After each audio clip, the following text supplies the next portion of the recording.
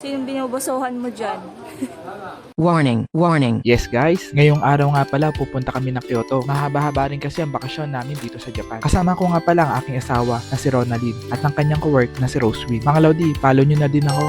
2 hours and 11 minutes nga pala from Kyoto to Kyoto ang biyahe namin via bullet train. Bago nga pala kami lumabas ng train station, naghanap na kami agad ng locker. Ganito nga pala dito sa Japan, halos lahat ng station may locker area para paglalagyan ng mga gamit tulad ng maleta.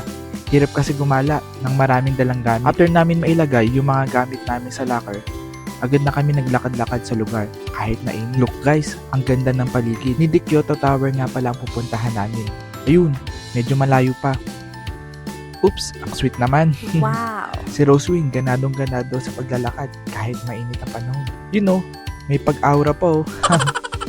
After na ilang minutong paglalakad, narating din namin ang Kyoto Tower. Agad na namin pinasok ang naturang gusali. Init kasi. Yan guys, 900 yen nga pala ang entrance fee para sa The Kyoto Tower Observation. Pagkabili namin ng ticket, agad na kami pumila sa elevator. Selfie muna pagdating sa taas.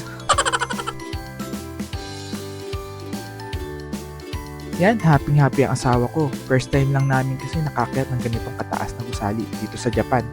Ang taas! Wait guys, tingnan natin kung makikita natin yung Tokyo dito. Yun guys, iba nakita ko. May natay sa ilog. Ang sabi dito, 100 meters daw ang pinalalagyan namin mula sa baba. Nagsimula na sila magpictorial. Ako naman, tamang selfie lang. May mga souvenir din palang tinda rito guys. Ang cute! Hanggang dito muna guys. Salamat!